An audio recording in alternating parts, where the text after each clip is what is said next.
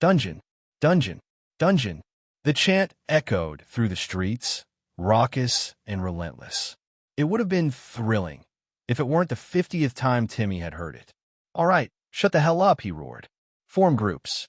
Group leaders get ready for raid invites." It took 20 painful minutes to organize the mob. A healer was drunk. A tank had left his armor at the tavern, and half the crowd kept starting the chant again. Still, once the dust settled, Timmy opened the new raid interface, a perk from hitting group leadership milestones. The raid leader skill gave him extra shout volume, great for drunken mobs, and a minor party-wide health buff per skill level. He was also prompted to configure the raid. Raid name: Sir Timothy's Big Adventure. Raid leader: Timmy the Wonderboy 34. Co-op loot chests: white heavy checkmark yes. Split all coin: white heavy checkmark yes. Shared boss credit: white heavy checkmark yes. Sponsor: Bludgeon Dark Energy Brew. Groups: 1. Timmy the Wonderboy 34. 2. Sniper Dipperdo. 3. Safframage. 4. BRZRKR 666. 5. Ninjet Brunette. This would be the first dungeon raid in the Northern Dukedom. Timmy's ratings were going to spike. Sure, Bludgeon Dark took sponsor credits, and he had to pay 25 gold, plus 5 more for bar damages. But it was worth it. He shouted once more. "Game faces on. Stick to your group. If we hit corridors, 1 group each. Loot fast, kill fast. No pushing ahead. There's a central hall, but the rest is a mystery. Dungeon alert. Sir Timothy's Big Adventure has initiated a raid on the lair of the Underrodent, sponsored by Bludgeon Dark, ***. Meanwhile, ma'am, we have visitors. Already? Weren't the last ones eaten?" They were. These are new. 5 groups. A full raid. Led by a named paladin. Oh my. Delightful. Let's prepare something nice. Perhaps traps and cheese. Yes, ma'am. Loot room. Earlier. Zephyr lay draped over a loot chest, half-conscious and nursing a broken leg. "No, can't leave. Need my fat loots." Alias sighed and lifted his drunk daughter. "Just touch the chest, sweetie." Clink. A pouch of 171 copper spilled out, followed by a carved bone staff. "Dibs." Zephyr flopped down, clutching the staff, immediately regretting it as pain lanced through her leg. Alistair rolled his eyes. Staff sling. Bone of a great green WIRM. Should amplify her acid bombs. Lucky brat. He stepped up, kicked the chest, and received 3 gold coins. Why do her rolls always win? Ozzy stepped up next. "Let's see my luck." He tapped the chest. Crack, boom. A 12-foot rune-carved cobber fell from the ceiling, smashing him into the floor and jolting him with lightning. "You have been struck by Aldred's lightning-blessed rune cobber. Greater than 120 blunt damage. 10 lightning damage. You're lucky it wasn't thrown." "You're welcome." ***. Alistair peered at it. Magical cobber. Didn't even know those existed. Engraved along its shaft were scenes. A bearded giant, presumably Aldred, throwing the cobber into a horde, lightning crackling as enemies fell. Ozzy grunted, still sore. "If I ever build a house, that's my lightning rod." The raid begins. Things started well. Groups split off. Bosses went down. Loot was looted. Boss 1. Snick-Tick the Necromancer, trapped throne room. 1 group delayed. Boss 2. Roquefort, Ratkin Horde Boss. 8-foot brute, killed 3 players. Boss 3. Ratipede, the Foot Collector. 30-foot horror made of stitched rat torsos and dismembered feet. Claimed most of 2 groups. Boss 4. Unnamed Elemental Rat Beast. Fell after heavy spell use. More casualties. The Drunken Zerg was down to 12. Most spells and potions were spent. A spiral staircase led down. That had to be the Underrodent's lair. They descended 1 step at a time. No railings. No room for error. "Hey, Timmy," called the rogue. "We got Ratkin following. Watching from above." "Good. Means we're on the right path." Saffron, sigils behind us. 2 circuits lower, the sigils detonated. Ratkin giblets rained down the central shaft. Timmy grinned. Lesson 1. Smart beats stupid. A few turns later, things got really stupid. Boss, they're throwing something.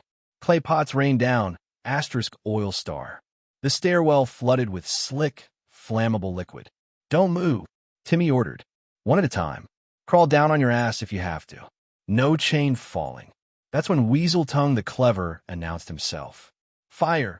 Flaming arrows turned the stairwell into a death spiral. Burning adventurers panicked. 3 fell to their deaths. Saffron Mage managed to cast Featherfall on herself and Danger Ranger before the flames reached them. Final chamber. 6 raid members remained, barely alive. Timmy rallied them. You're the best of us. Everyone else was chaff. Joseph, heal me and Dave. Dave hit hard. Hugh, burn everything. Mages, no holding back. Let's do this. They entered a massive chamber. Nests of straw, glowing vines, trash piles, a monstrous rat, asterisk asterisk the size of an elephant asterisk asterisk, was devouring a dwarf and wheel of cheese. The underrodent asterisk asterisk. Classification, unknown. Tier, estimated 2, levels 6 to 10. Timmy prayed it was closer to 6.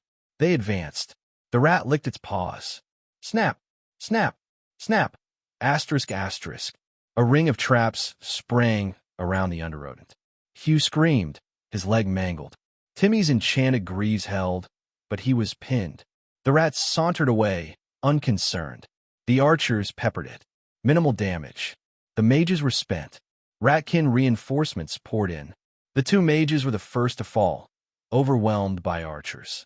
Danger Ranger never saw the assassin descending from the vines. He died from poison and blood loss. Joseph tried to run. Failed, but not before unleashing a final vengeful strike, exploding himself and a horde of ratkin in the process. Hugh was busy lighting up what he could when the assassin removed both kidneys. Then, with impeccable timing, the underrodent stepped forward and bit Timmy's head clean off. Raid failure. Sir Timothy's big adventure has been annihilated. No survivors. Dungeon status. 87% full. Boss, underrodent. Adventurers killed, 24. Loot. 4 elite bosses defeated. LV 5443.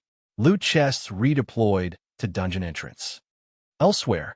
Suzette read the raid report and sighed. Managing a dungeon has its perks, but cleanup is a nightmare. The underrodent rumbled happily as she scratched behind its ears. Who's a good boy? Huh? Who's my fluffy murderette? Yes, you are. Such a good boy. Morning in Sedgwick. Ozzy woke to the crow of a rooster. 6 a.m. didn't feel so bad when 4 hours of sleep felt like 8. Sunlight spilled in through the eastern window. Unusual considering that was Suzette's side. Normally, a heavy blackout curtain kept the light out. Barmaids worked late and slept in. But today, she was already up and pulling on her boots. Look at you, Ozzy said, raising an eyebrow. Up with the dawn. The sun won't burn you, will it? You're not secretly a vampire? Suzette squinted into the light like it physically offended her. It burns. I hates it. Nasty, bright sun.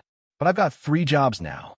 Brewing, meeting with Billy, doing tavern accounting, and managing a million other things. Ozzy yawned. Those idiots from last night wiped. Yep. Full wipe. Every last one of them. Dungeons fuller than before. Dying must fill it faster than clearing does. Ozzy winced. So we need smart, experienced groups to clear mobs and bosses. Controlled pruning. Sounds like a you job. I'm just a humble butcher. Speaking of which, what's for breakfast? Same as always. If you bring back eggs and milk, I'll cook you something worth eating. Otherwise, it's groat muffins. Bleck. Ozzy scratched his chin. He hated shaving with a straight razor. That could wait. What he really wanted was bacon. Maybe Betty would know how to make it. The pit, the butcher, and the bacon. Betty, goddess of all things kitchen-related, did indeed know. You need pork belly. You're the butcher. Go cut up a pig. Then cure it with salt, vinegar, sugar, and some spice. After that, it needs a proper smoke. Hickory's best. There were pig farms nearby. Maybe you'd take a walk later. But first, work the sub-basement. Suzette descended into the dungeon's sub-basement. 25 bronze grave markers now lined the stone walls, memorials to the recent raid wipe. Better than headstones in the floor. She sighed. The place needed cleaning. Maybe some better lighting. Just because it was a dungeon didn't mean it had to look like one. She triggered the 4 boss loot chests by thought. Each popped open and dropped a few items. 10 fine-grade steel ingots. A red cloth loincloth with leather belt. Magical. A steel longsword with copper-wrapped grip and red gem. Magical. A bull's horn with gold trim and leather strap. Magical. 250 copper coins. Not bad. She bundled the items into a sack and headed to the morning meeting. The meeting. Everyone was already finishing breakfast. Billy and Layla entered, looking suspiciously content. Suzette smiled and waved, taking a seat. Billy reviewed daily job assignments. They had 3 full work crews now, including a fresh batch of arrivals under a new ACME liaison, Sammy. His team looked exhausted and half-starved. Billy turned to Jorges, the de facto foreman. We're housing 75 workers in space meant for 25. Time to start the new housing. Jorges unrolled parchment. Let's start with storage sheds. We'll use them for temporary housing. Then we break ground on a keep-style structure. Stone curtain wall, wood upper levels, about the size of a football field. First floor, workshops. Second, sleeping quarters. Basement for storage. Interior courtyard. Move in ready by end of the week. Sammy scoffed. A week? That's a joke, right? Jorges narrowed his eyes. I don't miss deadlines. My crew works until they drop, and they're good. We'll frame the first floor during the day, build out the upper rooms at night. People can finish their own rooms. It's good incentive. Billy nodded. Do it your way, Jorges. Pick 6 people each from Layla and Sammy's crews to help. Jorges turned to Ozzy. Mind helping a couple hours this morning? Sure. I've got to butcher 50 cows, but I can knock that out by noon. What do you need? Stump removal. You can clear them faster than 3 guys with axes. Ozzy grinned. Good workout. I'll tear them out on my way to slay some sedge beasts. Sammy stared at Ozzy, 7 feet tall, 350 pounds of muscle, and whispered, Where the hell did Billy find these people? Pit experimentation. Ozzy had other plans too. With Ben and Lyle's help, he dug a 12-foot wide pit in the charred barn foundation. In the center, they dug a 4-foot fire pit and filled it with leftover charcoal. Then they lowered 24 sedge beast carcasses into the outer pit. Holly and hickory logs were thrown onto the coals. The final step, covering everything with large logs and dirt, leaving only 2 vent holes. The goal? A pit smoker. Slow-cook the sedge beasts like they'd done during the barn fire. But something was off. Flames roared from the vents. The air shimmered from heat. The dirt collapsed inward, revealing a monstrous flame. The charnel pit of the butcher has been remade. Meat's back on the menu, boys. You may craft. Screaming charcoal. Missing, screaming sentient. Smoke golem. Missing. 2,000 mana. Maybe added over 4 hours. Tasty dark roasted sedge beast. 12-hour process. Title gained. Master of the pit. Skill gained. Pit alchemy. Primary skill. Choose governing stat. Fire aspect, COR, or CHR.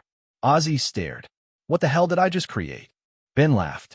You burned a meat demon alive, wield a magic polearm you named Tongs, and roast monsters in mass graves. What didn't you expect? Ozzy sighed.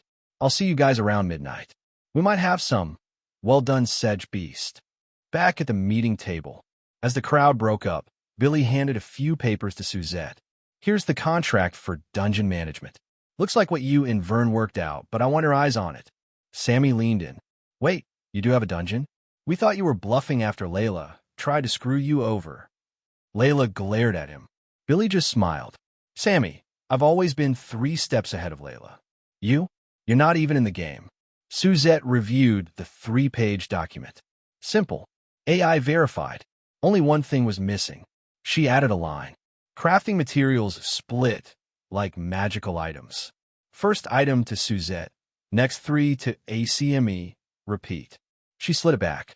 Crafting mats drop from loot chests. This keeps it fair. Billy initialed it. Good catch. Did something drop? Suzette pulled the items out of her sack. First 3 are yours. She slid over the longsword, horn, and loincloth. Billy examined them. These are all magical. I bought Identify after killing that demon, Suzette replied smoothly. Very handy, Layla muttered. So even demons chase your perky ass figures. Suzette ignored her. And here's Acme's 20% for the week. 5 gold, 2 silver, 1 copper. Dungeon loot was 187 copper. Entrance fees, 18 gold, 7 silver, 50 copper. Billy blinked. That's solid. If you want the items identified, it's 1 silver each at the alchemist shop. I paid for the first 3 so you can see what's coming in. Loot identified. Loincloth of toughness. Plus 5 mitigation if no other armor worn. Horn of charming fish. Double catch rate for fishing. Charm sea creatures 1x/day. CHR dependent. Flaming longsword. Plus 5% hit chance. Plus 5 fire damage. Unknown effects for high fire aspect users. Layla's eyes lit up. We can sell that sword to any paladin. The loincloth's perfect for monks or berserkers. The horn? Bar gold. Billy smirked. It's yours. Handle sales, inventory, reports to me and Vern. Try not to set anything on fire. He kept the coin. Brewing the future. Anything else? Billy asked. Suzette stood. We need to start the brewery. I'll coordinate with Jorges. I want it next to the tavern. I'll need 10 workers once the frame's up. Approved. Pick who you need. As Suzette walked away, Sammy called after her. Brewery? Bludgeon Brew? Blood Dark. She looked back with a smirk. You try to keep up, Sammy. We move fast in Sedgwick. Don't get left behind. Hey, welcome to Firescale Audiobooks. If you enjoy our audiobooks, please consider subscribing to the channel. Also, feel free to share your review in the comments section below. The hayloft outside of Ben's small hidden room had undergone a few changes. Ben liked the idea of having a hidden place to keep his gear. He spent too much time away from Sedgwick.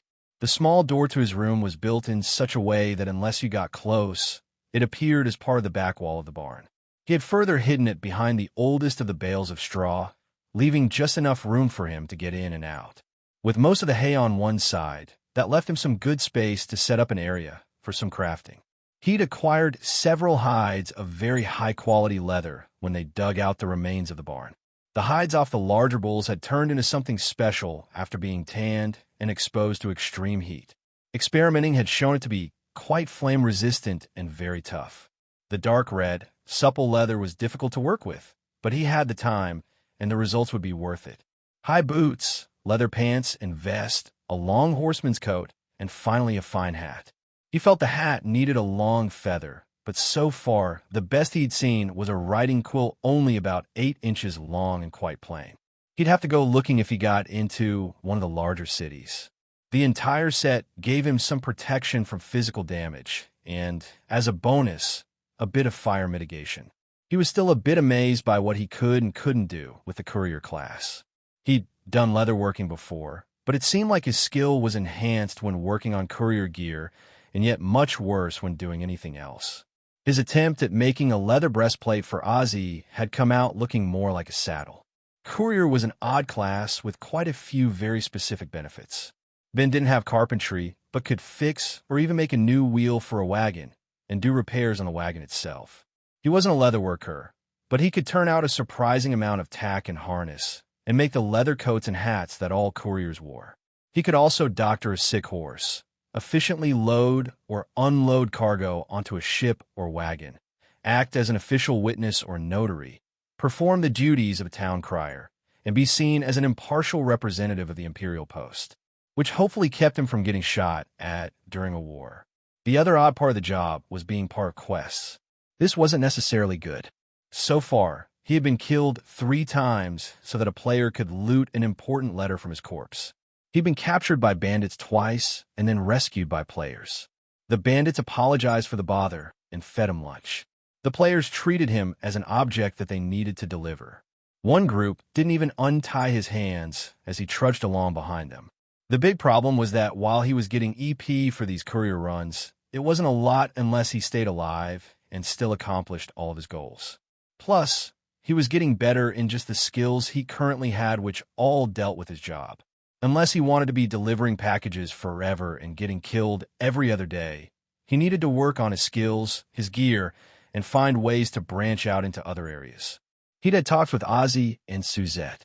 They'd had a bit of luck in getting some new skills, which had then led to other things. Ben suspected this wasn't totally random. There had been some talk from the developers that it sounded like the normal advertising for a new game. You get to create the events that turn into the legends of tomorrow. But what if there was something to that? He realized he'd been too passive this last month.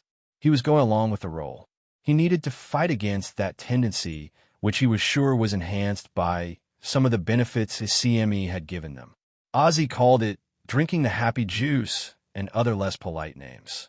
Of the four of them, Ozzy seemed the least affected, but Ben knew that Ozzy had a lot of layers to him, and some of those layers were quite cynical and vindictive.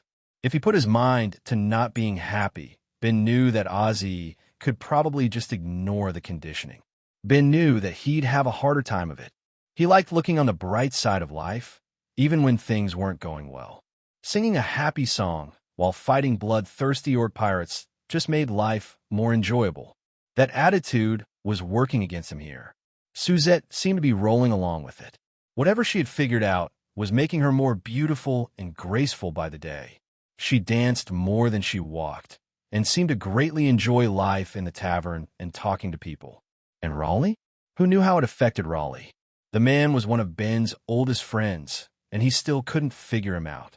One day he didn't have a clue, and the next he would be explaining to Ben how he had figured out a way to sink all the enemy ships. Each of his friends was finding unique ways to advance in the world.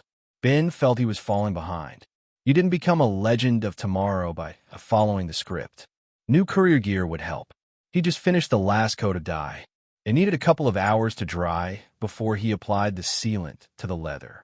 A mixture of beeswax, beef tallow, and pine resin would keep the leather supple and waterproof and keep the dark dye he'd added from running.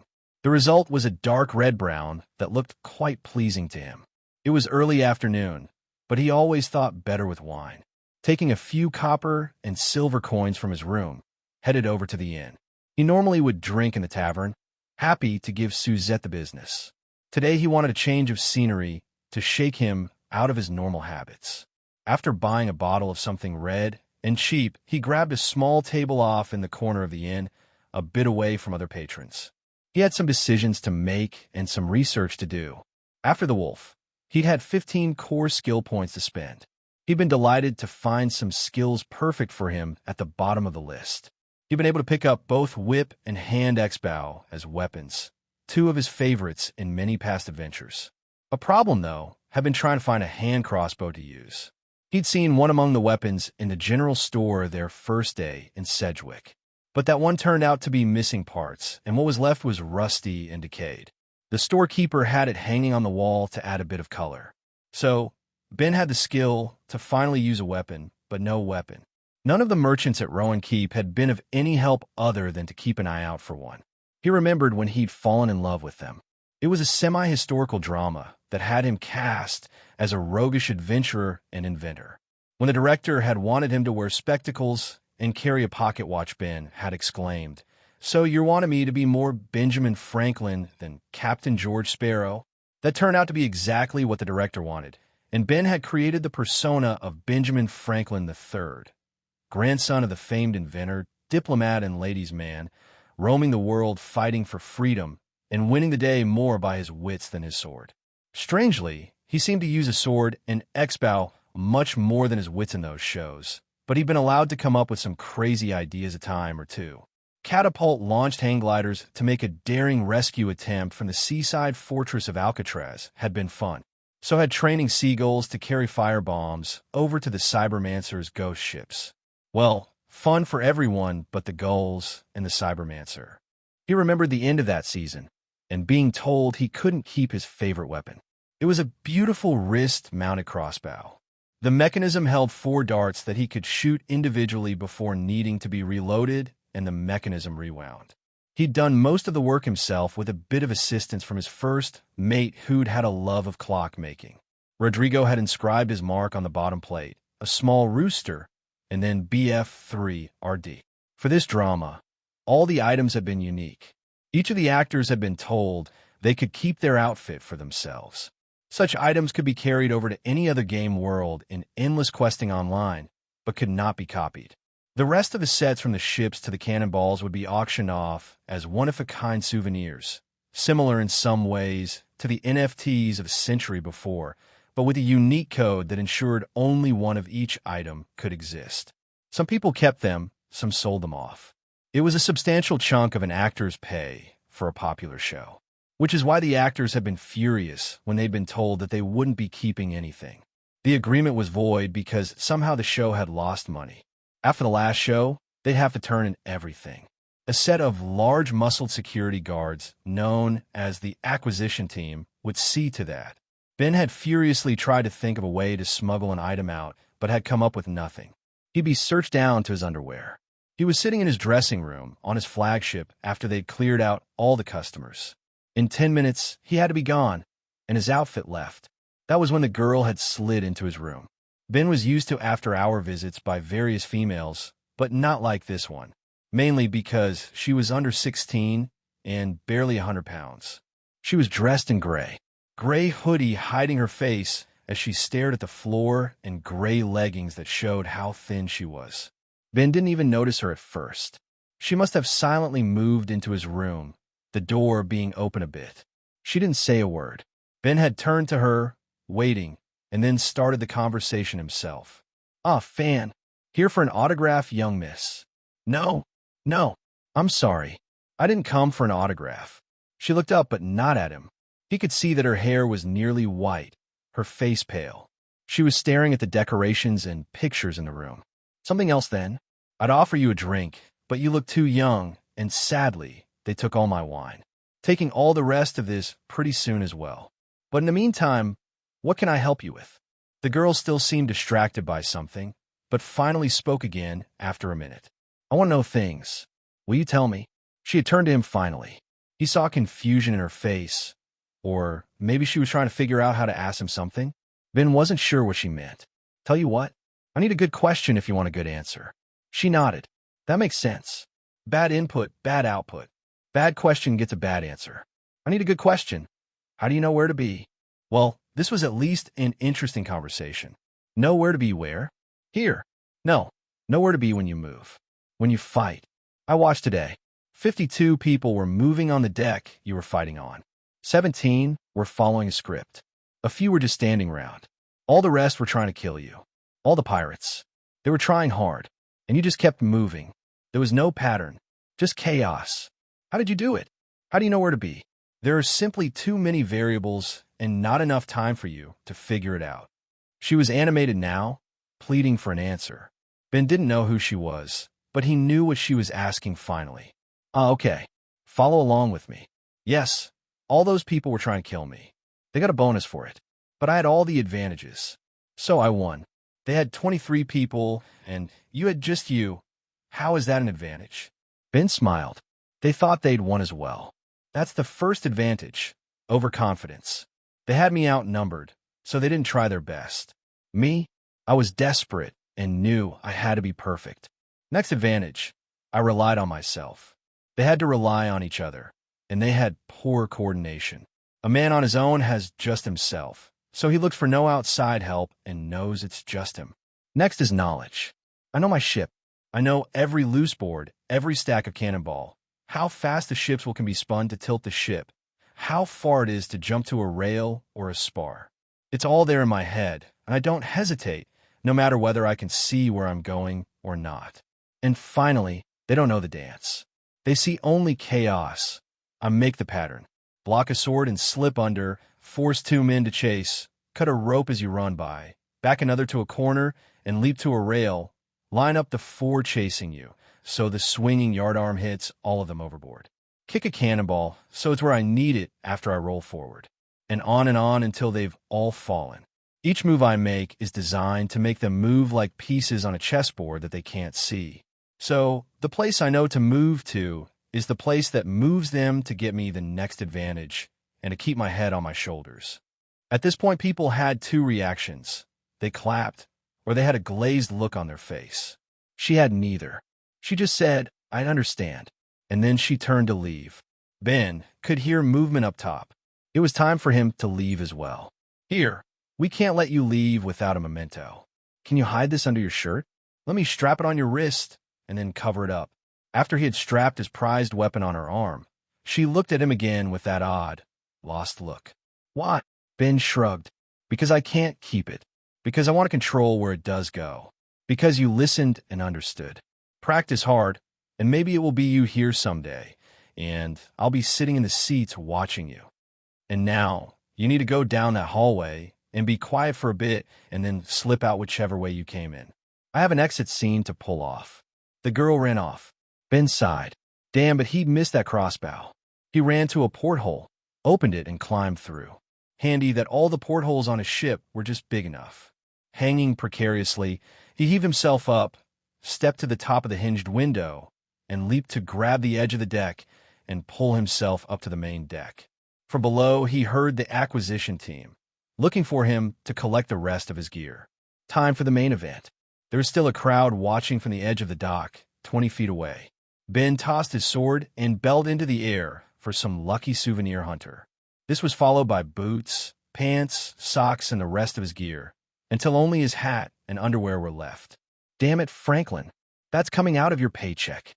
Sorry, gentlemen, my last paycheck bounced. So you can go to hell. Leaping into the rigging, Ben untied a conveniently placed rope and swung out over the water, landing on the dock. His hat he placed on the head of a young boy, and then he swaggered off into the crowd, signing autographs and making his getaway. So, second on the list was acquiring his weapon of choice, and he needed to spend some points. Time for a second bottle of wine and some digging into the system a bit. Inquisitor Diego was a patient man, but it was running thin. This was the third broken wheel of the day. He was tempted to leave the supply wagons and thunder ahead with the cavalry. But he knew horses could only go so long without proper feed. And for all their talk of heroics, the Order of Paladins liked the comforts of their tents, their nightly feasts, and their wine. Few of them had ever really been on a real campaign. Wagon wheels broke and had to be fixed. That was a fact of life. Still, something bothered him. He dismounted and walked along the muddy road to the wagon being worked on. The weather had been terrible, rain turning the roads into a mess. Approaching the wagon, he saw they were fitting an entire new wheel. The old one was in 3 pieces with a bent rim. He picked up one of the pieces and looked at it. The wood was old and weakened with rot. I thought that at our last stop, I ordered all wheels to be examined and replaced. How was this missed? The driver responsible for that wagon was both angry and fearful. I swear I checked them all, sir. Every spoke. That wheel was solid just 2 days ago. I swear upon my sainted mother's grave. Several of the paladins rolled their eyes. Diego closed his, sniffed at the wood, searching for a certain smell. And he found it. Corruption. Dark magic had been used. And I believe you, my good man. Fix the wheel as fast as you can, please. We'll move on. He raised his voice higher. Captain Gabriel, can you explain to me how I am traveling with 17 paladins, and yet someone has managed to use dark magic under your noses, and not one of you so much as suspected it? That statement stirred the hornet's nest. One by one, the paladins approached the wagon to examine the broken wheel. They raced around the supply train, checking every wheel, axle, and piece of harness. Gabriel was red with fury. Enough of this. From now on, 2 of you will guard each wagon night and day. Tents and fine food have made you soft. You sleep under the wagons like the drivers with one of each pair on guard at all times. Never fear, Inquisitor. We will find this warlock and put him to the fire. From the hills, overlooking the road, the howl of a wolf seemed to mock his words. HELP query. Skill. Crafting. Tinkering available as a crafting skill. Subskills 3. Error. Craft equals 0. You may not take this skill. /HELP query. Skill.craft utility. Lockpicking available to rogue class and subclasses. Subskills 3. Error. Craft equals 0. You may not take this skill. /HELP query. Skill. Crafting. Locksmithing available as a crafting skill. Subskills 3. Error. Craft equals 0. You may not take this skill. /HELP query. Skill. Crafting. Clockmaking subskill to tinkering, mechanician, and lockpicking. Subskills 3. Error. Craft equals 0. You may not take this skill. Ben sighed. He'd gone through dozens of skills, anything that he could think of from other games, but all seem accounted for. Maybe try some odd combinations? /HELP query. Skill. Crafting. Manusmithing available to Tier 3 crafters. Smiths and tinkerers. Subskills 3. Error. Craft equals 0. Error tier equals 1. You may not take this skill. /HELP query. Skill. Crafting. Magical technician available to Tier 3 crafters. Smiths and tinkerers. Available to those with the inventor heritage. Subskills many. Error. Craft equals 0. Error tier equals 1. You may not take this skill. This was the first time Ben had seen heritage mentioned. All of them had been given some stats from their mysterious heritage. Ozzy and Suzette had been given choices that further defined things. It felt like heritage was something already set in stone. A character seemed to grow closer to their heritage as they made choices and discovered things. /HELP query. Inventor heritage. One of your ancestors left his mark upon the world with the mechanisms or magic tech that they created. Accepting this heritage will open up the door to crafting inventions of your own. However, other doors will be closed. Choose wisely. This heritage is available to you. Accept this heritage. Y/N.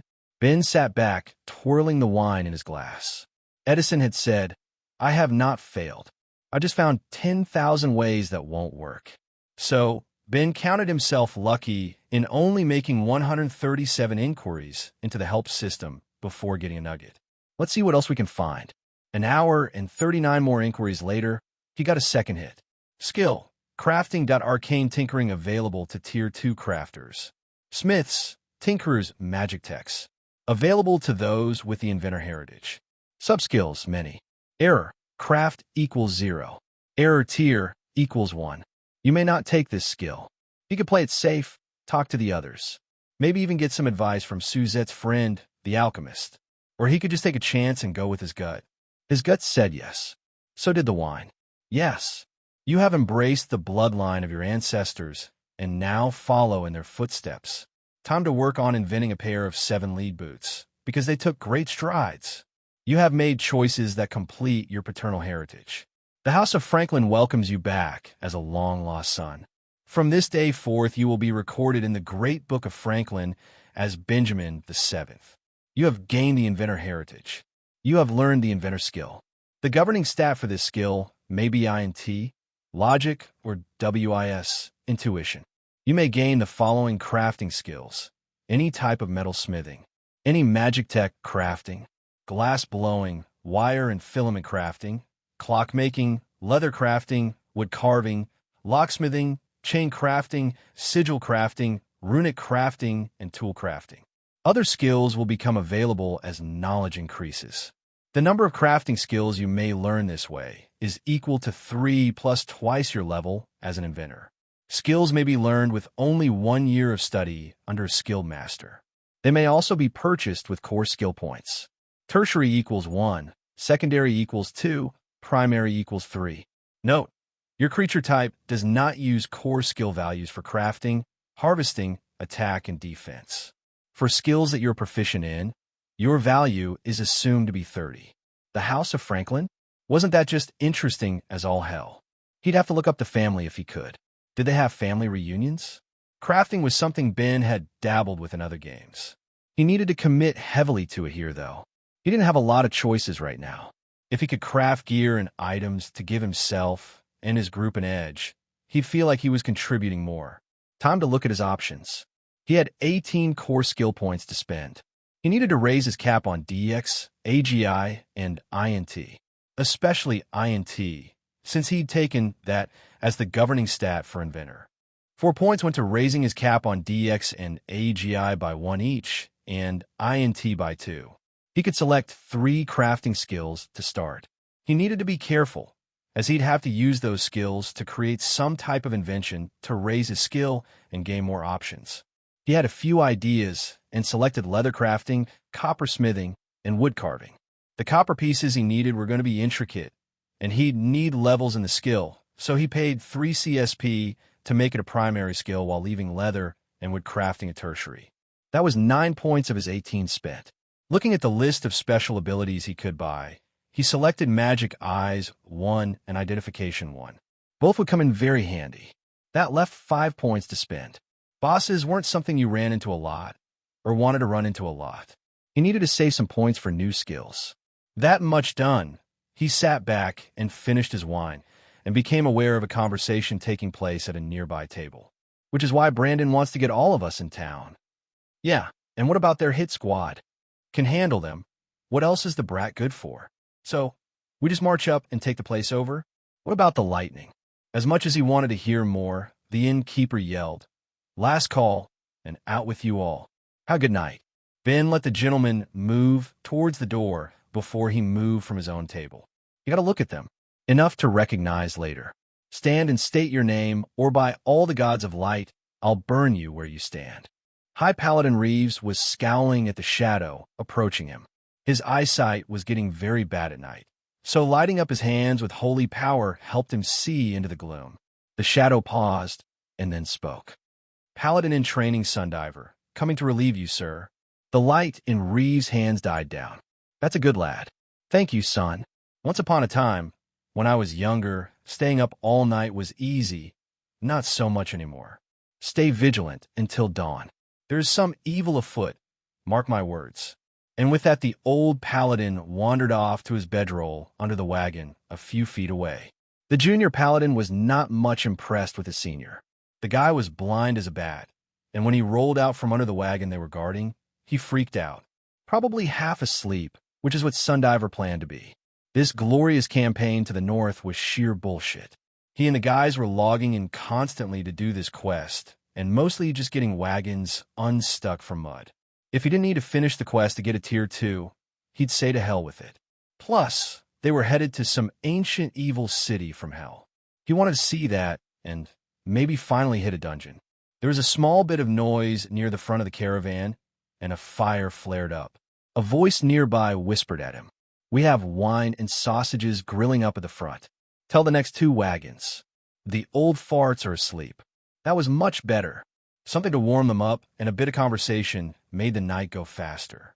The 7 of them sat around the fire chatting, totally ignoring their training that being so near the fire made it impossible to see out into the dark.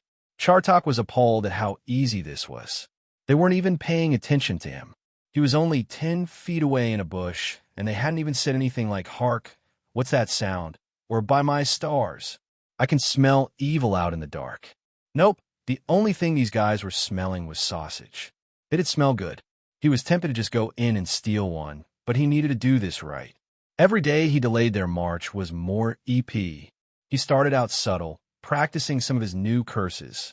Curse of Rain had ruined the roads. If they had bothered with scouts, they'd have noticed the rain was suspiciously only within a half-mile of their caravan. Then he'd started using the Curse of Rot, trying to use just a little power. But one of the old ones was canny and smelled it out. So now he needed to up the stakes. He considered several clever plans, but finally the smell of sausage got to him. One of them was holding his sausage in his hand while sitting on a log. Chartok went for the snack, along with the baby paladin's hand. The strike was totally unexpected, causing a critical hit. Chartok's teeth were sharp, doing the damage of one of the great swords these idiots had leaning against the wagons. Paladin in training William felt a tug on his hand and looked down at the blood spurting from his wrist. Chartok swallowed the sausage but spit out the hand. You never know where those things had been. Following his snack, he unleashed a curse of withering on one of them. It would come in handy, draining the victim's life while healing him if he got hit. Then it was time to scamper off a bit into the darkness and howl. Hopefully they'd follow. Damn it, what the hell was that? It's killing Sundiver, and Willie lost a hand. Shit, get your sword and follow me. Danny, get a tourniquet on Willie, then catch up. We're gonna kill this bastard and show the old farts how it's done. And if allowed to surround the wolf and unleash a couple rounds of hits with big swords and holy fire, they certainly could. Which is why Chartok wasn't sticking around. He ran back into the darkness, making sure not to step on his own glyphs of hellfire.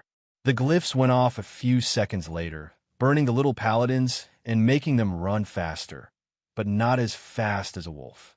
Chartok kept retreating. He wasn't really trying to kill them, although that was a bonus. He just needed some commotion to draw the old sleepy heads up to the fire. He was partially successful. Gabriel and most of the paladins raced to the front of the camp. 3 kept sleeping, being a bit deaf. I don't like this. Gabriel didn't know what was going on, but it wasn't an assault by the dark forces.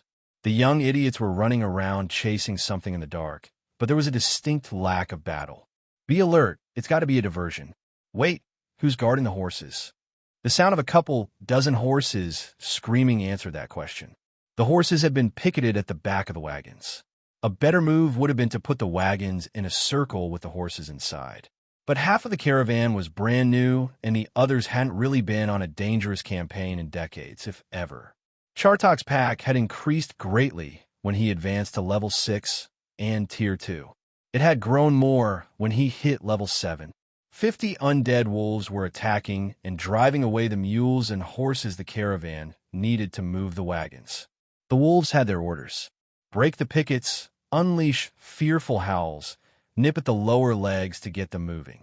A few of the old warhorses had fought wolves before, and a half-dozen wolves had their skulls crushed by flashing hooves. But the bulk of the herd went thundering into the night. When that happened, all but Gabriel's horse ran with them. Gabriel found his trusty mount finishing off a wounded wolf in an empty and muddy field. They'd lose a couple of days finding the horses, and some would never be found. As he heard the powerful howl from the forest, it all came into focus. This was a monster of the dark sent to delay them. And it was smart. The rain, the rot, and now the attack on the horses. The wolf wasn't here to kill them, just keep them in place. The situation in the north was more serious than expected. From his pouch, he pulled a small wooden box. Inside the box was a fragile charm, which he crushed, releasing the spell. Any Imperial courier within the area would hear the call and respond. He needed reinforcements, and he needed them fast. Congratulations! You have successfully delayed the Order of Paladins for over 1 week's time. You have earned 5 core skill points and EP towards level 8. Complete the following quests for more rewards. Kill each of the paladins in training, making them fail their quest. 1 out of 7. Ravage the countryside. Peasants ravaged. 0 out of 100. Forcing the paladins to either delay further or abandon the peasantry. Kill a full member of the Order of Paladins. 0 to 1. Repeatable quest. Chartok had his work cut out for him. Questing was so much fun. True to his word, Ben let everyone know about another batch of barbecue late in the evening. Mostly it was the original crew, but Ozzy saw a few from Layla's or Sammy's groups. He walked back and forth, now and then moving one of the large pieces of meat around with his tongue, but the pit seemed to be cooking the meat evenly. Mostly he was just waiting to see if he got another notification from the pit when the time was up. He was a little leery of jumping in to haul out a chunk of meat from a pit that used screaming humanoids as an ingredient. The fire in the center still shot up out of the pit like a roaring beacon. The smoke stayed in the pit, though, swirling around and around. Some part of the magic. The heat from the fire was going straight up. The cooking was being done by the hot smoke. And the way it was moving, it was like a huge convection oven. Ozzy shrugged. Hard to understand magic, let alone the intricacies of a complex subject like barbecue. As far as he could tell, 12 hours after the pit had lit up so spectacularly, the flames died down to embers and the smoke in the pit started to drift out. The charnel pit of the butcher has finished its task. Tasty dark roasted sedge Beast X May 24th be safely removed. You have earned 24x5 EP for a total of 120 EP. Congratulations! You have reached level 1 in Pit Alchemy. You have learned new recipes. Select a new recipe, learn from this list. 1. Hickory smoked, honey glazed bacon. Requires cured hog bellies, honey, hickory logs. 2. Ham of the Apocalypse. Requires hog legs, screaming charcoal, barrel of dark mana. 3. Dragon fire smoked sausages. Requires meat ground by a butcher in a grinder of darkened steel. Casings from sedge beast innards. Peppers of the kind not eaten by sane humans, onions, garlic, horseradish, and just a pinch of paprika. Also requires the aid of a smoke elemental to turn the sausages as they cook. While he really wanted to know more about the other two options, Ozzy selected the bacon recipe. He couldn't wait to try the bacon. Tomorrow was a day off. He'd have to go hunting up some pigs from one of the local farmers. Okay, should be safe, but let me go down first, just in case. Ozzy jumped down into the pit with a large wooden trough one of the carpenters had made for him. He sliced open one of the carcasses and watched as clear juices ran from the cut. The meat tasted good, not quite as good as the stuff from the barn. It lacked the finishing touch of the dwarven whiskey. But considering how horrible sedge beast normally tasted, this was great. He'd let the others cool and take some over to Suzette and save the rest for the Legion. After filling the trough, he held it up over his head for Ben and Chad to grab hold of. He needed to build a better way to do this. At least a set of stairs to make it easy getting up and down. He wondered if changing anything about the pit would disrupt whatever odd magic was going on here. He left the rest of the carcasses down in the pit to cool. After he climbed up from the pit, he saw Billy and Vern with heaping plates of meat. Someone had brought out beer and some bread to go with it. Billy wandered over talk. "This is good, Ozzy. Ben says you just started cooking it this morning? Scared the shit out of me when that fire shot up, got to tell you. I was glad to learn it was just you cooking and not some damn demon." Ozzy decided not to mint high on what he suspected about the pit. "Yeah, sorry about that. I want a hot fire, but it sort of got a bit out of control. Old family recipe for pit BK from way back. Thought I'd try it out." Billy talked around another bite. "Well, it tastes fine, and cuts off days of smoking the old way. Is this cured and ready to ship?" Ozzy took a bite and nodded. "Yep, it's cured all the way through. A bit more moisture in it, though. I think we should break up the meat a bit and pack it in barrels and salt it down good. Celery powder would be good." "Celery? For taste?" "Nope, for the nitrates. Helps preserve the meat. Just need to dry out the celery good, then feed all the pieces through a grinder. Sprinkle a couple of pounds into each barrel as you add the salt and meat. We'll keep a long time that way." Billy liked the idea. Plus, we can charge more, and it's easy to store excess for shipment and easier to ship. "I like it." Billy was quiet for a moment, then continued. "Things are running pretty good so far. Hell of a start, and I know it was hard on you and the other workers. But with the meat processing, the brewery, and the dungeon, we should be Acme's most profitable group. If we get that city opened up, the sky's the limit." Ozzy said, "I sense a but at the end of that." Billy looked around to make sure no one else was in earshot. "Yeah, there sure was. There may be some problems coming up the road. Momco wants the area, so they'll be causing trouble. Plus, and I'll have to call you a liar if you repeat this, I can't trust everyone in ACME. Layla is in it for Layla. And I'm betting Sammy is already in Momco. As pocket. So keep your eyes open, and if you see something, come talk to me. Don't talk to anyone else." Ozzy looked around at the people eating the food he'd cooked. Some were old friends, some he barely knew before this job. But they were all becoming friends. But not Layla or Sammy or Vern. They were here for themselves or the glory of ACME. So was Billy, but Billy had the most to lose here, and had the most to gain by keeping his crew of workers happy. He could work with Billy. "Yeah, I can do that. And I'll let some of the others know. Suzette and Ben for sure, and Raleigh."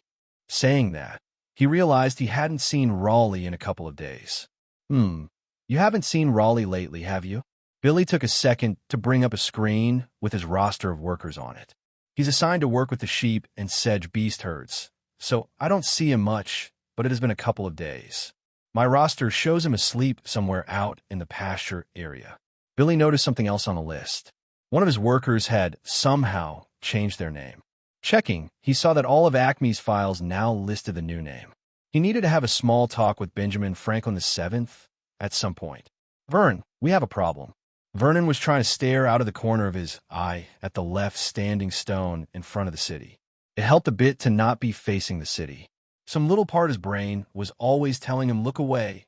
Nothing to see here. Wait, is that a squirrel?" We always have problems, Billy. If ACME didn't have problems, you and I wouldn't have a job. And wouldn't that be a shame? Billy wished his only problem was getting past the damned, whatever, that kept them out of that city. Then we have great job security, Vern. Because unless I'm very much mistaken, I think Momco is going to make a play for this area. SHHHHSSS. Vern held up a hand. I want to watch this. Nearby, Liam and John were adjusting the aim of a large ballista. When Jorges was satisfied with the aim, the three of them backed off a few feet and began a heated round of rock/paper/scissors. John eventually lost. The other two backed off a few yards and hid behind trees. John crawled up and took hold of a long cord and carefully pulled the trigger.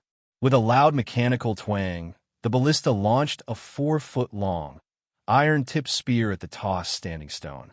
There was a clunk and a bit of dust when it hit, and then a thundering kaboom as lightning came down from the sky, hitting the ballista and turned it into scattered burning wood and melted metal. Yo, John, are you okay?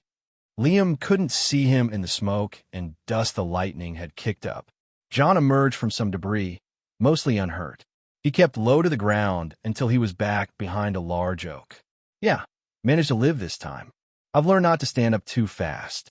Whatever spells are working to protect those things stay vindictive for a bit. Cham came running back from where he had hidden near the stone. It worked, sort of. One of the glowing letter things took some chips and stopped working. But I looked at the chip we put in the other one yesterday, and it's half gone. They heal or rebuild or something. Jorges walked over to Vern. Okay, that sort of worked and confirmed some things. We can hurt them, but need to do a lot of damage and pretty fast. So, either a ton of machines acting at once, or some way to keep a few machines firing. To do that, we need to protect them. I'm going to set up a counterweight trebuchet about 200 yards away and put it down in a pit. I'm hoping the range and lack of line of sight will confuse the spells that target the lightning. Other than that, find me a damn storm wizard that can make a magic lightning rod to suck up the bolts as they come in. Vern clapped him on the back. Good job with making those contraptions. Where did you get the plans? Jorges smiled. Oh, just made some toys the Romans and the Chinese used over 1,000 years ago. They had good engineers back then. Jorges heading back to his crew to get to work on the next stage. Vern turned to Billy. See, we're slowly beating this thing. I see that. Now tell me how we deal with Momco. Otherwise, we're just opening up this city and giving them another Christmas present. If Vern had a failing, Billy knew it was getting caught up in one project that looked good, but not keeping his eye on potential problems. Of course, that's why he had lower-level managers. They solved problems and gave Vern someone to blame. Vern turned and shook thoughts of the city out of his head. You really think they'll go after our territory so early? That takes a lot of nerve. They screw things up and they lose a lot. And they make us stronger. I almost hope they try. Well, yeah, I do think that. Billy was annoyed. He wished that Vern would at least read one of his reports now and then. They've scouted the area.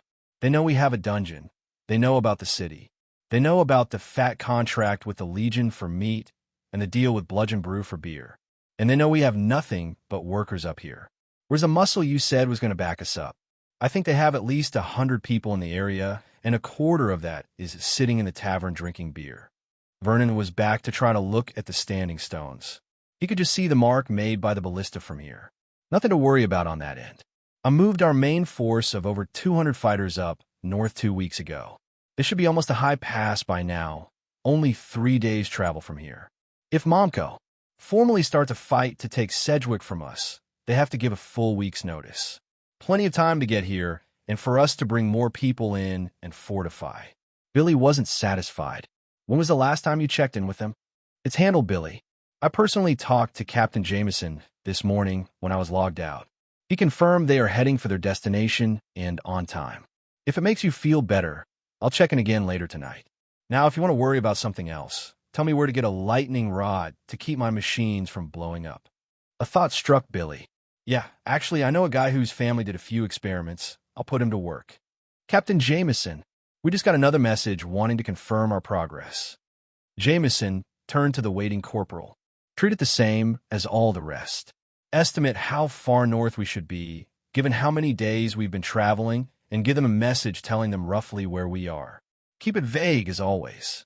A few miles north of High Pass, or whatever. Yes, sir. If you don't mind me asking. What the hell? Jordy had been with him a long time. This was just video game nursing, not the real armed forces. He could let him know the score. Geordie was smart. It was hard to hide it from the guy. Geordie wouldn't be flapping his lips, and he knew they were a hell of a long way from High Pass. Okay, you know better than to whisper this to anyone else. The head honcho, Mr. Throckmire, is worried about some moles in the organization. They got a bid operation we need to be part of down here on the Empire's southern border. We're about 4 days out from where we need to be. Some ancient temple or something. You getting the drift? Geordie did indeed get the drift. So, you have orders of where to go. The boss knows where we are going, but all our communication talks about our progress as if we were heading north. Got a boss. That's the basics, Geordie. You just keep faking those messages as if we were heading to someplace in the armpit of the north called Sedgwick. Anyone who leaks the info will confirm we are heading to Sedgwick. Meanwhile, the boss knows we're heading for the temple. And even if it's Mr. Throckmire on the horn, we keep up the ruse. Now go send that message and get some sleep. Another long day tomorrow. Suzette was used to dreams that felt real, but this was something entirely different. She crossed her arms, noticing she was wearing the long white robe with symbols of the order on the front. Not what she had worn to bed. She glared at Hermes. So now you can invade my dreams? Ah, my favorite priestess arrives. Are you saying you don't dream about me every night?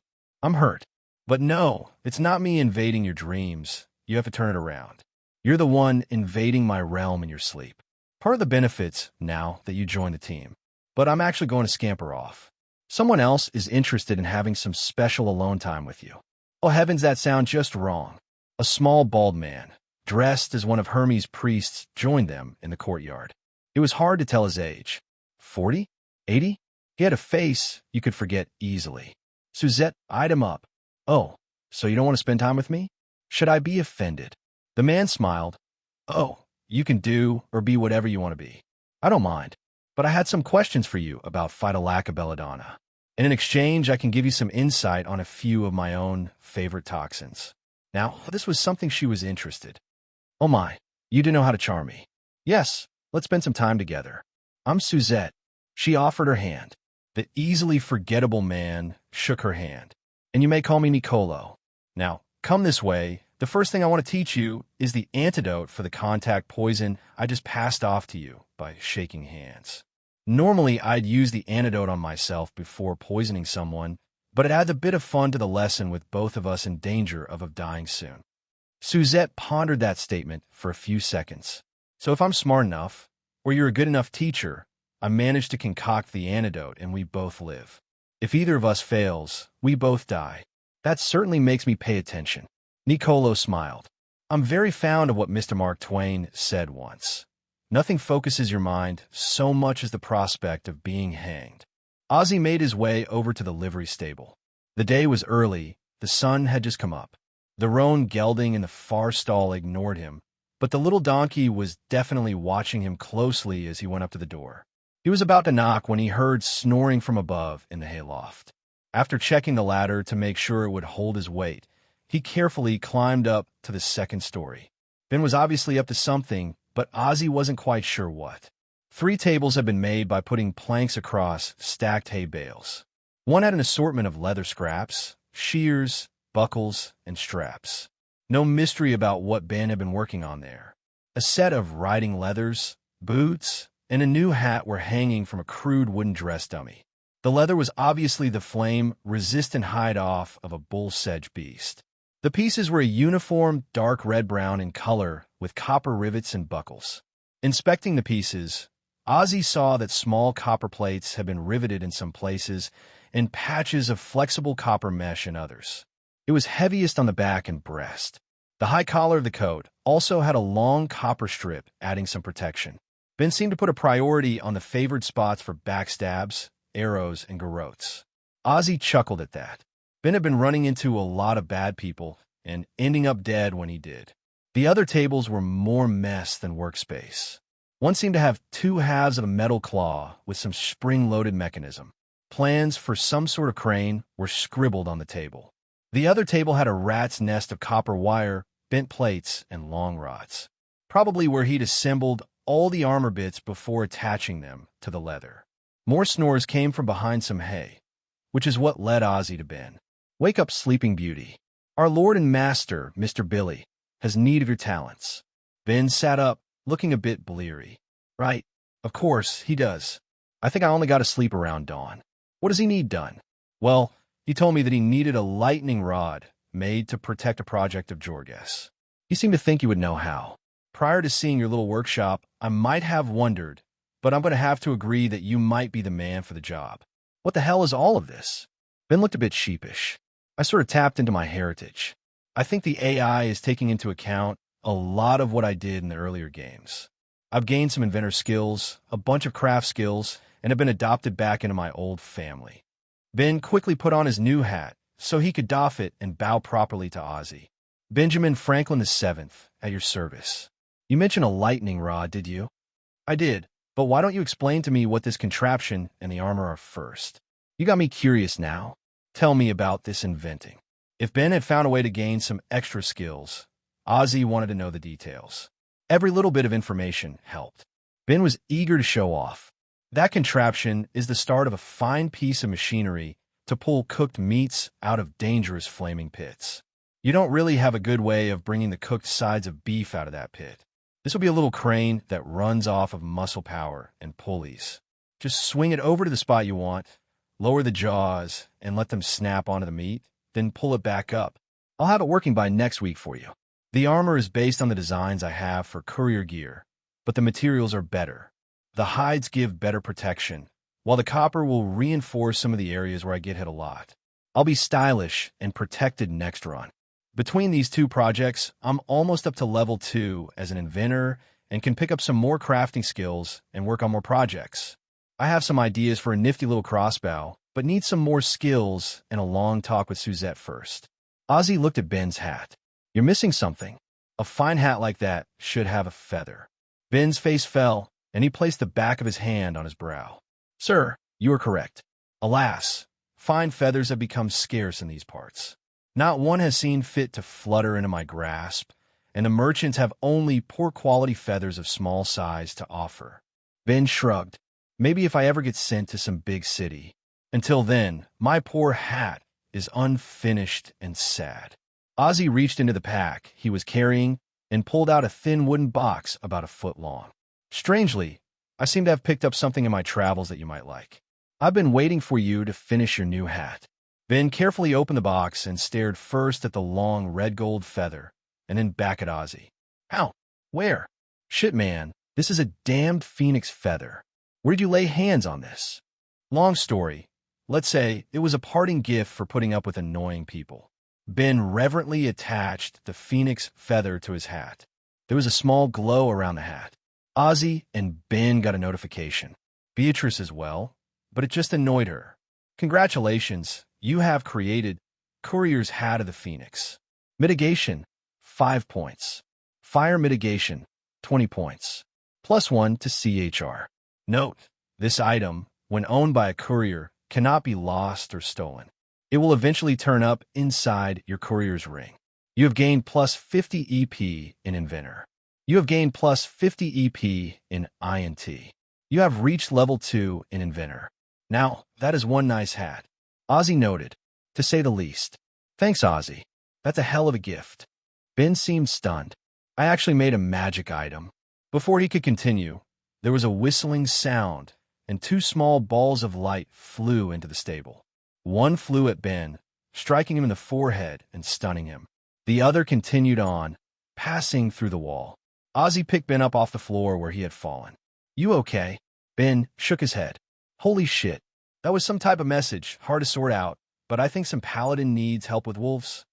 The door to Matthias's room slammed open. You up there, lad? Message just came in. Haven't been hit by one of those in a couple of decades. He looked down at his missing leg. This one's going to have to be all yours, Ben. Make yourself useful, Ozzy, and go get enough food in this saddlebag for 3 days and fill the water bottle. I'll help him get Mudhead saddled up. Ben eyed the roan. Matthias, I can't take that horse. I can't really ride him yet. Matthias scoffed. Then I guess you get to learn fast, son. I know you have the ranks for it by now. You just need to practice some, and you can add horseback riding to your skills. That was a priority message, which means we go with all haste. Mudhead, there will probably behave. You just have to stay on him and rein him in hard near water. Go put on that fancy new gear. I'll get some oats and apples in the other bag, and you can be on your way." Ozzy appeared and strapped the saddlebag of food to the horse. As Ben came down the ladder dressed in his new leathers, Ozzy handed him a steaming cup of strong tea and a muffin. Ben asked Matthias, "Where am I even headed? I'm still trying to sort the message." Matthias nodded. "Yeah, first one hits hard and is a little messy to figure out. Your head will sort it soon. Head to Rowan Keep and keep going south. Take the road to Burlesford and then on to Thunderhead. Go due south from Thunderhead, and it's about 50 miles south of that. The message will help you home in on the person who sent it, or where it was sent from if he's dead. Remember, your job isn't to save the day or do stupid heroics. You get there, get a message, and get word to whoever it needs to go to. Now climb on and get out of here." Ben got on the horse, held onto the saddle horn and reins, and lightly touched his heels to the roan. It turned its head and sort of snickered at him. Matthias slapped the horse's ass, and it leaped forward, running down the road, and Ben holding on for dear life. "Fear not, fair maiden, for I, Sir Timothy, have returned to make war against the foul forces of darkness once again." It was a bold speech, delivered as Timmy walked into the tavern followed by 24 armed adventurers. Suzette had been expecting this. "Ah, I had despaired at your absence, and am thankful that my small tavern has such brave defenders." She looked the group over. They seemed better prepared than last time, and were sober. Still, she didn't need any more screw-ups. "Let me know when you're ready to take in the first group, and I'll open it up for you. Same as before, 5 gold a group. Nay, fair maiden, we have come to raid. We must avenge our tarnished armor and slay the under-rodent." After the last disaster, Timmy had put in a ton of time both planning the raid and assuring his sponsors of some great footage. The fair maiden wasn't happy with the idea. Suzette folded her arms and looked Timmy in the eye. "Not happening. You guys screwed up last time, and badly. You didn't kill enough bosses to cover all those people dying. It was a win for the dungeon. The damn thing was nearing the full point. I had to send in a group to carefully cull the packs of ratkin roaming around and take out a low-level boss to trim it back." Timmy had no clue how dungeons worked in Genesis. What happens if it fills up? Suzette figured this might be the time to spread some knowledge and get some teaching EP. "All of you gather round and stay quiet.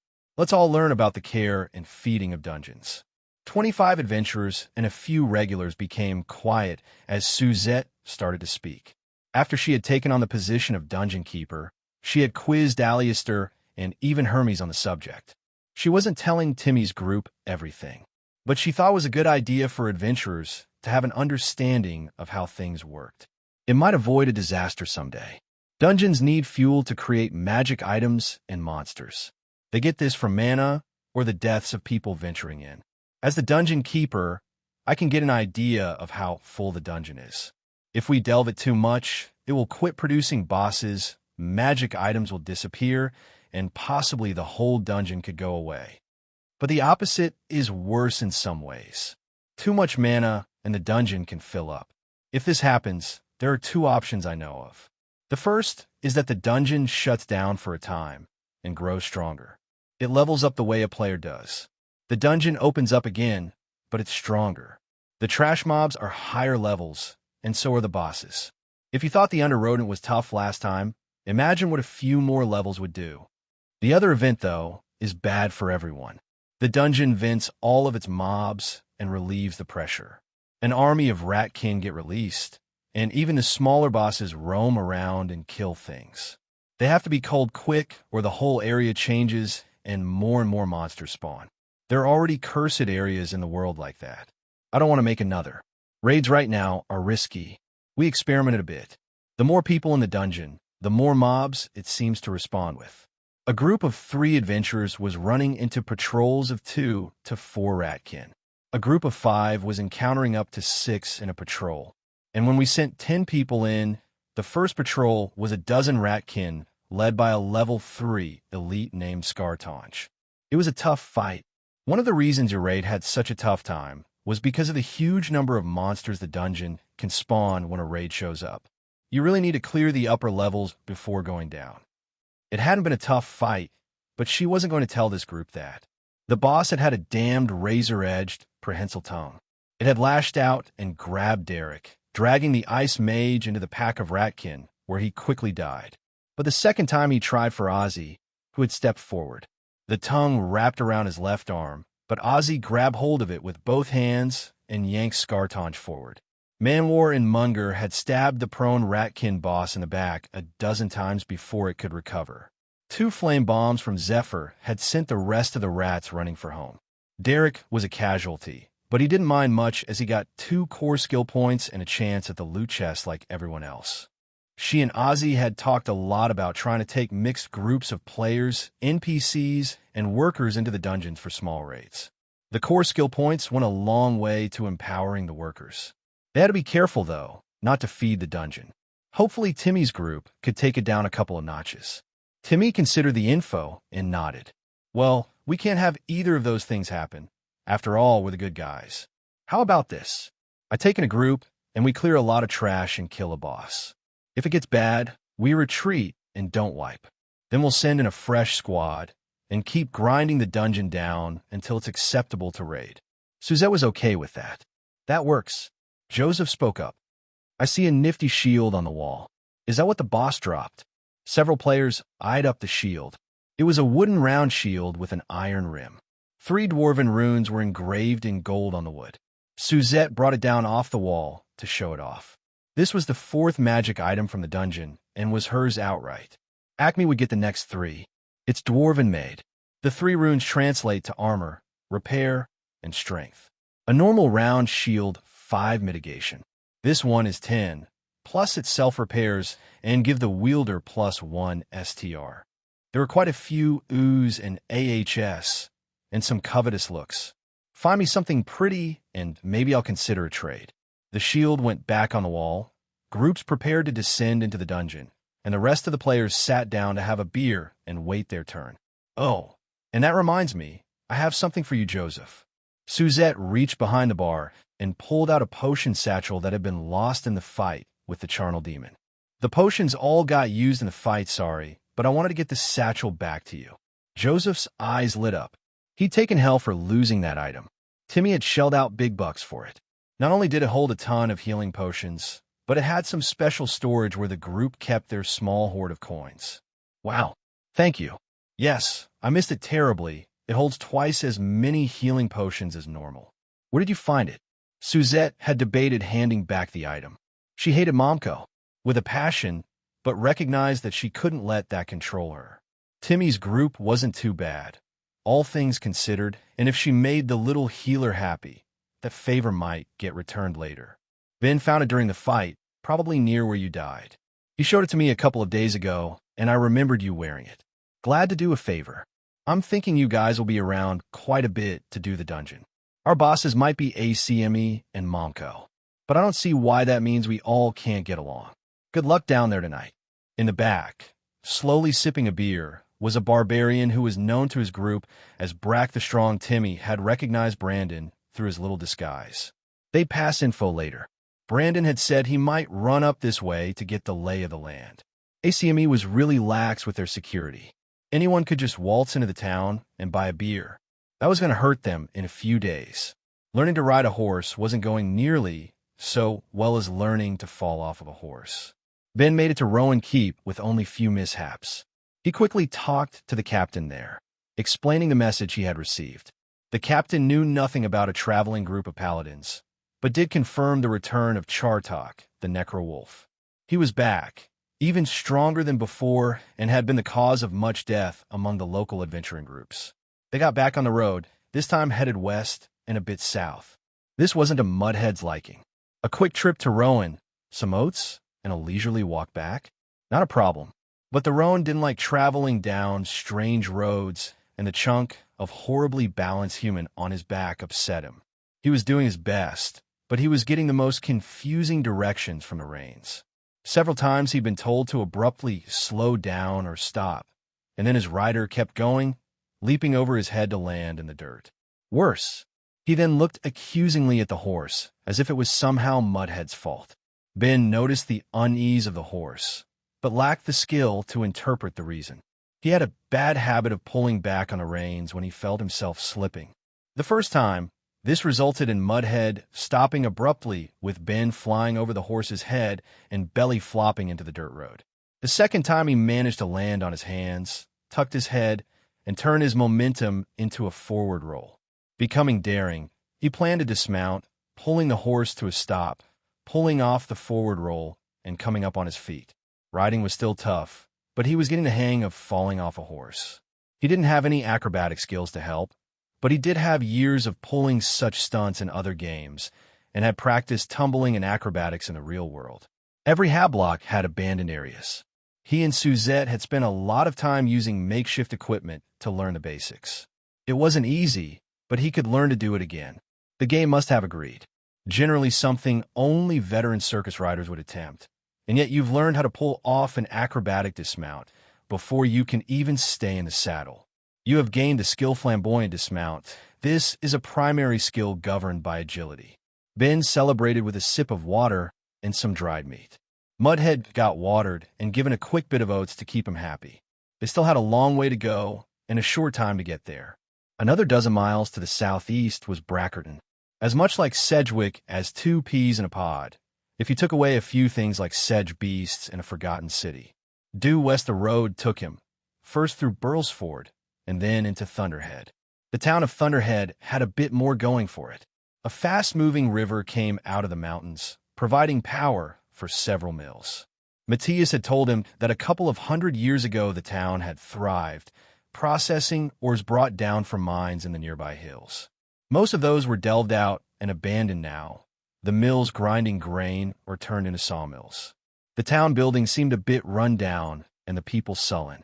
Ben had planned to stop here for the night, but there was still an hour or two of daylight, and something bothered him about the town. He kept going. For miles past Thunderhead, he rounded a bend and saw a commotion up the road. A horse was down in the road, with a large wolf attacking it. 3 more wolves were circling its rider and trying to flank them. Ben held on tight and kicked the roan in the flanks. The horse surged ahead and Ben stayed on. Getting closer, Ben suddenly noticed that it was a courier being hard-pressed by the wolves. Buff pants were tucked into knee-high riding boots. A lacy, long-sleeved tunic was covered by a leather vest, and a hat similar to his own sat on her head. Her long coat was in her left hand, being used to snap out and entangle a wolf when it lunged. Her right held a cavalry saber that glinted in the light of the setting sun. As he charged forward, Ben realized he had no clue of what he was going to do. His only weapon was a whip, not a great weapon on the charge. He cursed ACME and their limitations on contract workers. A saber like the woman he was rushing to save was using would have been ideal for this fight. He was rapidly running out of road, so he focused on the matter at hand. Reining in the roan hard, he kicked out of the stirrups and did his best to complete a full flip on the dismount. He landed on one of the wolves' feet first, knocking it prone. Unable to stop, he tumbled forward into another wolf. Taking advantage of the distraction, the woman thrust her saber through the skull of the wolf he had knocked to the ground and caught the attack of the other on her left arm. The layers of heavy leather protected her arm, and the wolf held on tight, trying to bear down. She rearmed by pulling a dagger and then stabbed it into the beast's neck. Ben, meanwhile, found himself in a wrestling contest with the other wolf. It was currently a tie. Ben had wrapped his legs around its body, squeezing hard and keeping its jaws away from him with hands on its throat. The wolf tried to claw him, but his armored coat held. He tried to strangle the wolf, but lacked the strength. They rolled over and over in the dirt, neither getting an advantage. I think he's weakening. If you keep that up for a couple more days, you have him. The musical sound of female laughter accompanied her encouraging words. Ben gasped out, "That was the plan, but I really am pressed for time. Any possibility that you could help?" More laughter, and then the wolf quit moving. The woman had thrust what he saw to be a glowing silver dagger into its side. I must say, there is something attractive about a man who knows his limits. Any of my brothers would have insisted on fighting the thing for hours. Ben stood up and dusted himself off while trying to not stare at the woman in front of him. From tight pants to a tight vest over an ample chest, she looked much better in courier gear than he did. She looked to be in her late 20s. She shook out her coat, and grimaced at the holes the wolves' teeth and claws had put into it. I lose more coats. She had Ben's coat. Yours held up well to the claws. A few scratches to buff out, but that's all. You'll have to tell me where you had it made. A woman who appreciated a fine coat. If Ben hadn't been smitten already, he was now. He offered his hand. It's my own work, actually. Benjamin Franklin VII, at your service, milady. The woman started to shake his hand, paused, and then continued. Well, this is a surprise. We had no idea you were even alive. A pleasure to meet you. Harmony, of the House of Franklin. I believe we are fifth cousins. The fifth and final group had just returned from the dungeon. This outing had gone much better. Timmy had made sure each group had an objective and emphasized low risk and clearing of the trash mobs. Only 3 people had died out of the 5 groups. Each one had killed an elite boss in some part of the upper levels. Far fewer roaming patrols were seen, and large areas had been cleared out of ratkin, undead, and a den of carnivorous capybaras.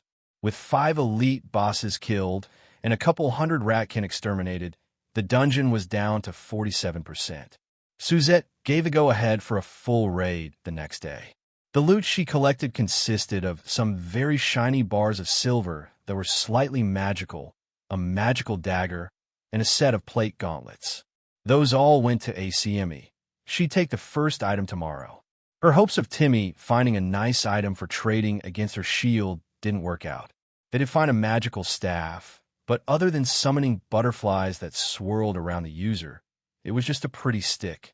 She had nothing against a pretty stick or butterflies, but she'd hold out for a better trade.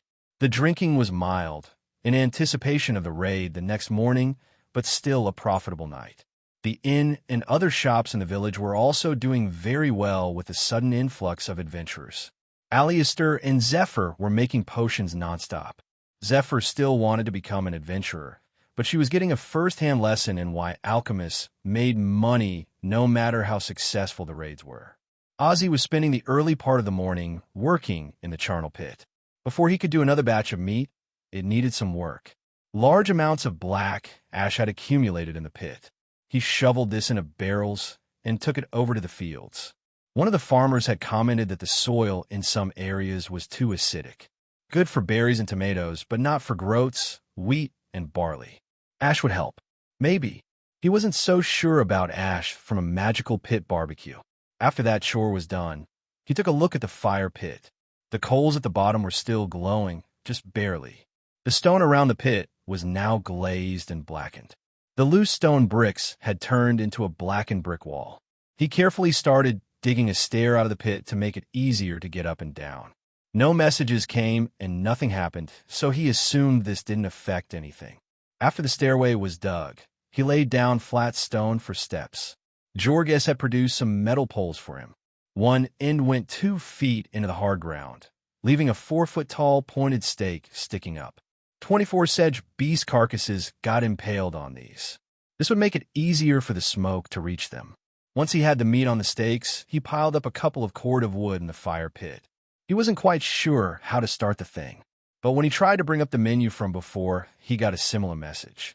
The charnel pit of the butcher is ready to burn. You have enough fuel and ingredients to make the following. Screaming charcoal. Missing ingredient, screaming sentient. Smoke golem. Missing ingredient, 2,000 mana. May be added slowly over 4 hours. Tasty dark roasted sedge beast. Requires 12 hours of time. Please select an option. He pondered the smoke golem. It sounded like an assistant to help in the pit. Turning sausages had been mentioned. He had 1060 mana. If he started up, put in all his mana, and took a nap, he could just get in the 2,000 needed in 4 hours. Selecting both the dark roasted sedge beast and the smoke golem, he concentrated on starting the pit. The fire roared to life, with all of the wood seeming to burn at once and tumble into the fire pit. Like before, a white-hot flame lanced up and out of the pit. He wondered how he added the mana. He picked up his billhook and pointed the tongs at the pit. The description said it could act like a magic staff. Maybe it would work here. The billhook glowed, and he felt a rush of something leave him. He was suddenly very sleepy and hungry.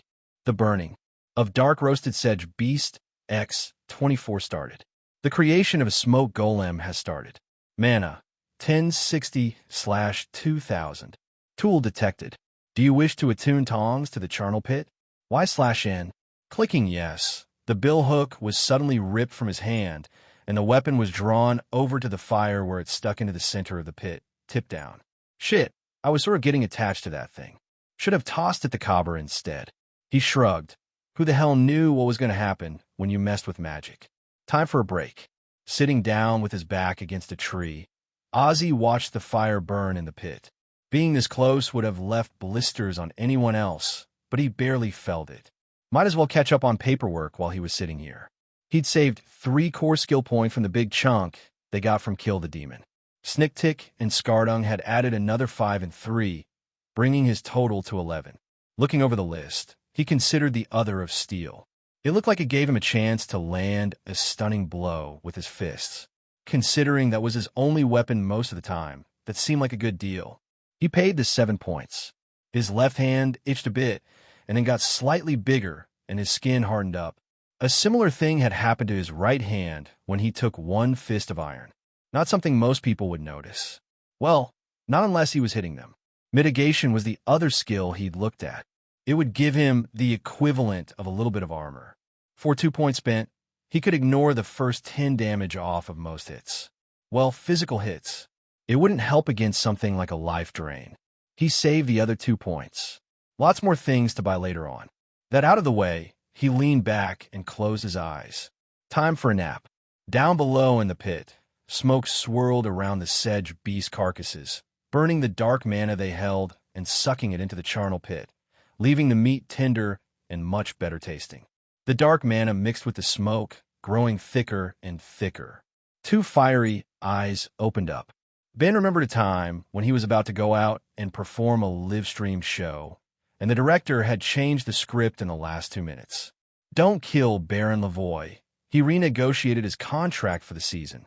He'll be on your side at some point today, but that pissed off the folks over at Dominion. So expect some or all of their people to maybe play fast and loose during the fight. Oh, and your squire is actually the Count Diablis in disguise. He was already going to kill you. Don't drink the wine. It was in case we needed a funeral scene. Hope we don't. Love you, Ben. I know you'll be great. Cousins? I don't think. Harmony interrupted him, slapping her forehead. Damn me for a beginner. You're right. No time for catch-up. We're on a mission. Your horse, so I'll take back. She grabbed a set of saddlebags and threw them over her shoulder, tossed her ruined jacket on the ground, and leapt astride Mudhead without using the stirrups. Ben shrugged. Time to make shit up along the way. He managed to get into the saddle in front of her without embarrassing himself too much and got Mudhead moving. Harmony leaned in close, wrapping her arms around him. Don't worry about me. I'll just snuggle up behind you. You'll barely know that I'm here. Ben somehow doubted that. She was pressed up against him, her breath on his neck, and her hands had a tendency to roam over him as the horse moved down the road. Harmony whispered in his ear, "Can we go faster? Just let him run. It's so much more fun to go fast when riding double." Ben said a silent prayer and kicked the roan with a heel to get him moving, snapping the reins at the same time. One of these made sense to the horse, and he took off running flat out down the road, ignoring Ben's attempts to steer him around puddles or rough spots.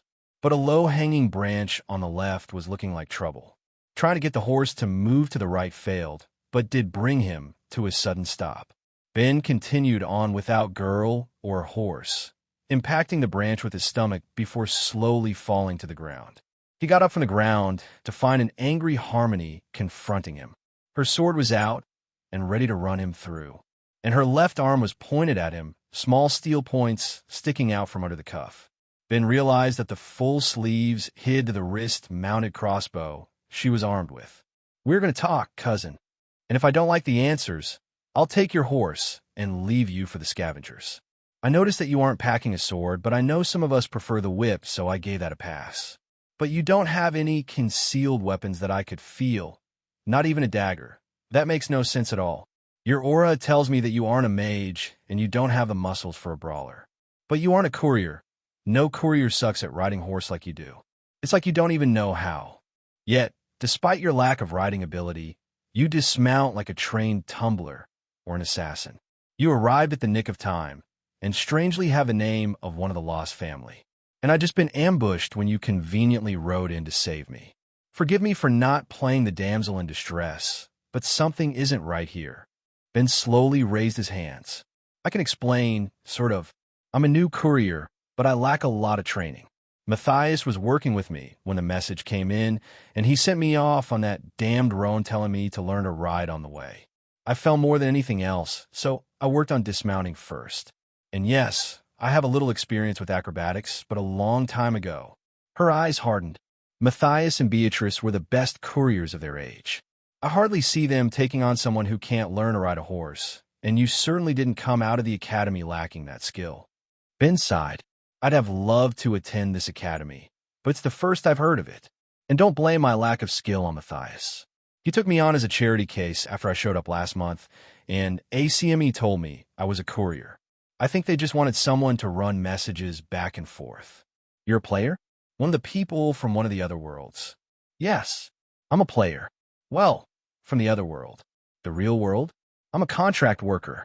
My employer pays for me to be here, and I do what they say.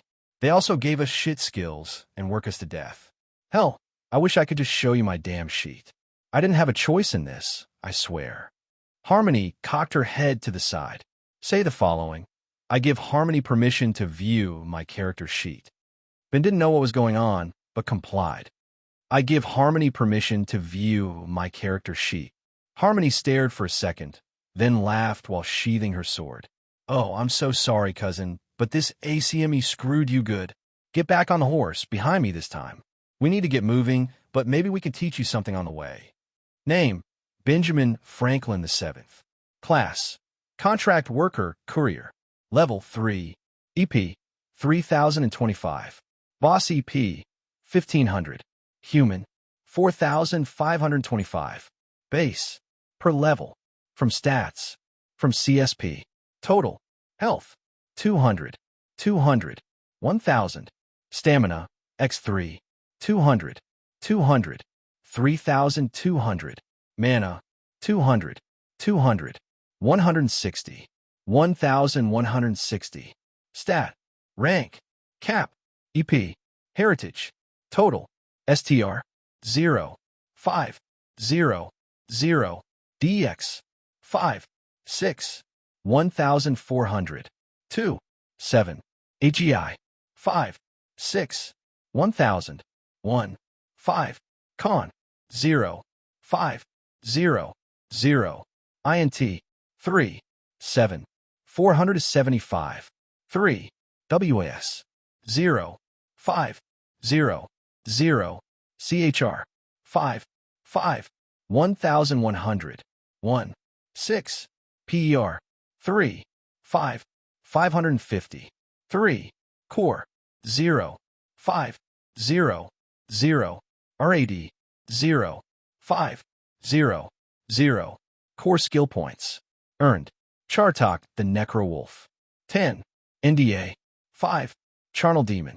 18, Core Skills. Cost, Ranks, Max Rank, Total, Hand X Bow, 5, 1, 5, Whip, 5, 1, 5, Run Like the Wind, 5, 1, 5, Raise Cap on INT, 1/1/1/1/1/1, 2, 2, Raise Cap on DEX, 1/1/1/1/1, 1, 1, Raise Cap on AGI, 1/1/1/1/1, 1, 1, Magic Eyes 1, 1/2, 1, 1, Identification 1, 3 out of 5, 1, 3, Tertiary Crafting Skills, 1 each, 2, 2, Secondary Crafting Skills, 2 each, Primary Crafting Skills, 3 each, 1, 3, Saved, 5, Total, 33, Skills, Stat, Level, EP, PS/T, Quest Mob, PER, 4, 650, Tertiary, Courier's Gear, DX, 3, 350, Tertiary, Courier's Ring, INT, 1, 50, Tertiary, Bring Tidings, CHR, 2, 250, Tertiary, ride/drive, AGI, 5, 1000, tertiary, whip, DX, 3, 400, tertiary, hand crossbow, DX, 0, 0, tertiary, inventor, INT, 2, 150, primary, leatherworking, INT, 0, 25, tertiary, coppersmithing, INT, 2, 250, primary, wood carving, INT, 0, 0, tertiary,